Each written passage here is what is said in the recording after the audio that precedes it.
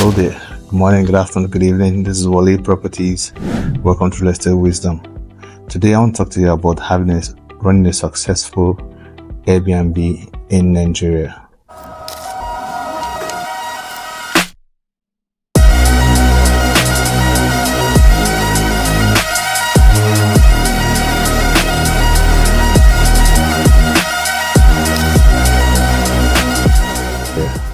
First of all, I need to just give a little background of Airbnb.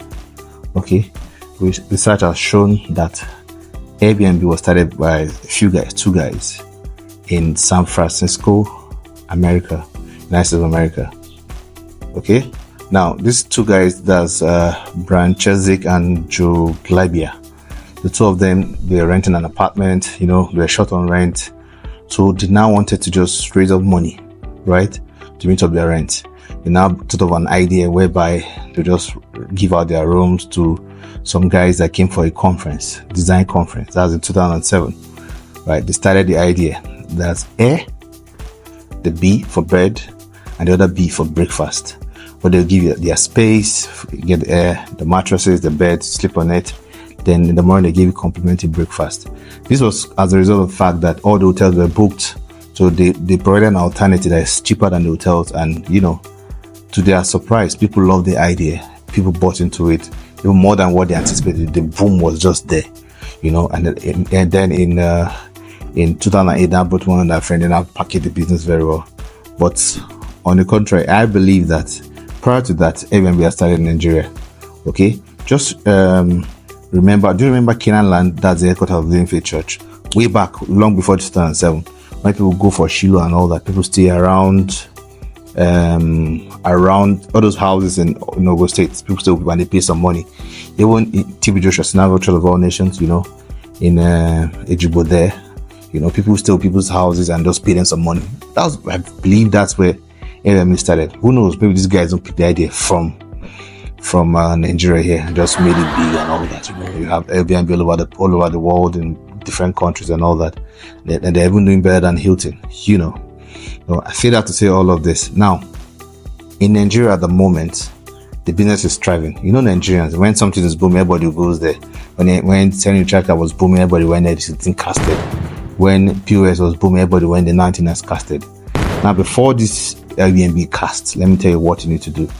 Now, the idea of Airbnb is that it gives you space that is supposed to be cheaper than hotels, right? Now, they say air bed and breakfast. Nobody is even giving any breakfast. They call it Airbnb. Anyway, that's their business. Now, basic thing is this. If you want to run an Airbnb, you need a good place to sleep, right? A secure place, right? First, it needs to be secure. Now, given the fact that Nigeria is very hot climatically, now, if you run an Airbnb, you should make sure that you have a sort of where they can get like fan or ACs and all that constantly. There's but challenge in Nigeria that we don't have light. So how do you mitigate that? Now, you have probably ACs, you have inverter ACs, you have inverter, you have solar panels installed, so that the light needs to be 24 hours. It needs to be constant. Now, a lot of times I see a lot of error. People would say, because of how we run Airbnb in Nigeria, people would say, I want responsible people in my Airbnb. I see that as crap. Now, I cannot be responsible. I'm paying so high for Airbnb. What even prompted me to do this video is this. I saw one Airbnb online. They charged 2.5 million per night. It's in Lagos. It's crazy. It's a lot. The idea of Airbnb is defeated in all of that. And again, if you're running an Airbnb system, you should have some sort of security, like caution deposit, sort of.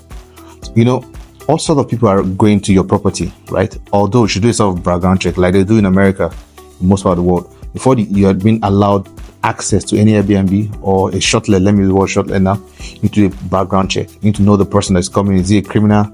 Not to just come to your property and just kill someone. Remember the case of that man that was killed in one Airbnb in Lagos, killed by one young girl like that, right? You need to do a background check, have their name, thought that you keep the records. If something happens, you can always trace them, This is Nigeria. And again, you should have a sort of security so that now your things are not stolen. You've seen records of a lot of Airbnb whereby people just pack the TV, the beds, everything, just steal everything in the place. and you're back to ground zero. You understand? So first things first, it needs to be secure. You need to have a source of power. The furniture needs to be comfortable and nice.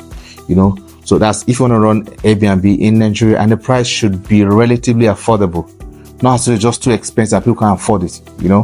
And again, if you have an Airbnb, make sure that the place is comfortable for people to stay in this regard.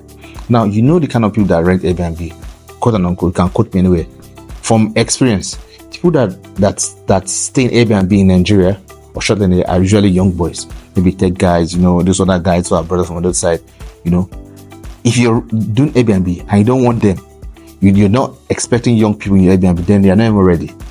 Now, note again, Airbnb could be seasonal. Now, seasons like Christmas, summer, holidays, summer breaks, where people want to just enjoy the family, you get more patronage during those periods. But those off periods, like those normal March and June and all, right? Kind of people that will stay there, those kind of people. Now, for example, some people will say, I don't even smoke. Some people will say, don't smoke in the room. Yes, it's good not to smoke in the room, but provide them an alternative. Maybe say smoke outside on the balconies outside. Because if you smoke, really from research, from experience, if you smoke inside the house for so long, the smoke gets into the wall and the smell doesn't leave. So it damages the house. So that people, non-smokers, don't even have access to the place. So make sure they have a place where they can do their thing and all that. I've seen cases whereby people have swimming pool and they say they can't use for people, your occupants, your whatever, cannot swim. That's not right. That doesn't make sense. Make sure you have a lifeguard on ground. Put some kind of caution in place, where they can make use of the swimming pool. You're doing Airbnb, probably you're paying 20,000 per night. You say don't do parties. No. Maybe they can allow them to do their parties and say, okay, put a caution to it, like number of people that can have access to the place. If they exceed that threshold, they'll charge them more money. You make more money from it, and it sort of cautions them. But when there are too many people in your property, there'll be a lot of wear and tear on your property. Like the furniture would diminish in time. Those are kind of things. You need to bring up smart ways so that you preserve the property and you still make a profit without exploiting people, and you still maintain your business, and that's in the long term. So all these are more are my own ideas based on experience and research on Airbnb or probably short-led business in Nigeria if you want to maintain a good one. So that's it. Thank you. See you on the next one.